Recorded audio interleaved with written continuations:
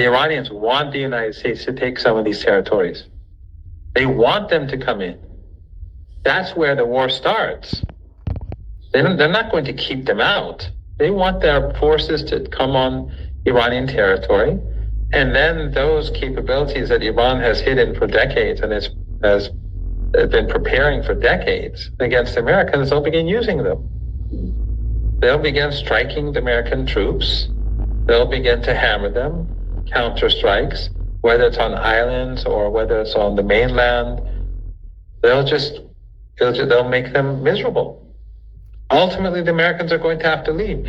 We discussed this at the very beginning of the war, almost at the beginning. I don't know when was our first conversation after the war began. I said that the Americans want this to be a short war, and the Iranians want this to be a long war. Remember, during the 39 days of fighting initially, the Americans, they said unconditional surrender. They thought it'd be over in a couple of days. Many of Iran's friends thought it would be over in a few days. The Iranians were planning this for decades.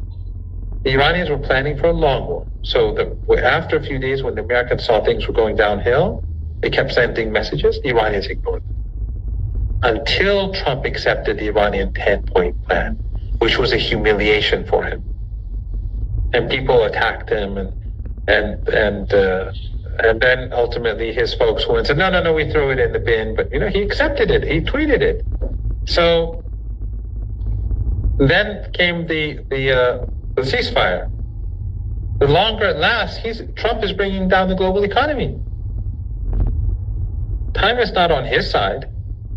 So if they carry out an assault, let them take the island. Like, what difference does it make to us? There'll probably be some defenses, then they'll allow them to take territory over, wherever. I don't know the military plans. But the plan is to fight them on the ground, not to prevent them from getting there. The Americans can bomb a few places, take territory, but then they have to keep that territory.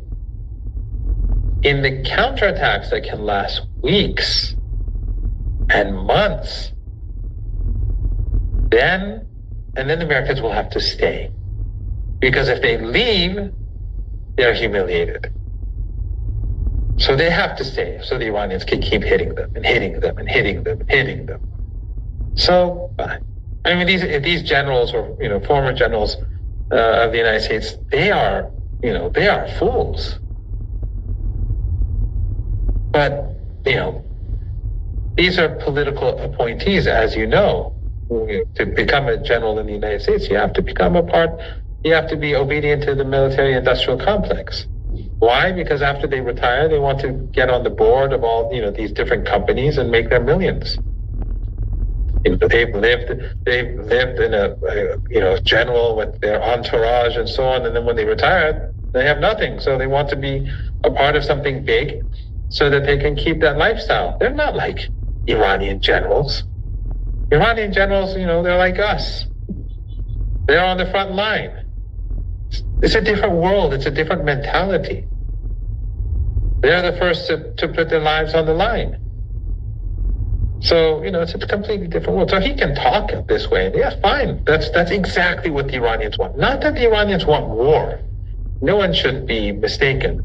Because many people think, in the West, they say the Shia Muslims have what they call it? Something like martyrdom complex or something silly like that. No. They're prepared for martyrdom. But why? Because for the right cause, if you sacrifice your life, you're a martyr. And what is the right cause? It is supporting the children of Gaza. What is the right cause? Supporting the people of Cuba. What is the right cause? Opposing racism in Southern Africa. That's the causes that the Iranians, that's why they hate Iran. So, if it's a cause to defend the country against an aggressor that supports ethno-supremacism and racism and ethnic cleansing and the extermination of children in Lebanon and Gaza, then, it's the right cause. So the Iranians want to make this a long war to punish the aggressor and to make sure that it never happens again. Iran wants to make sure when this war is over, the United States government never, ever thinks about attacking our country again.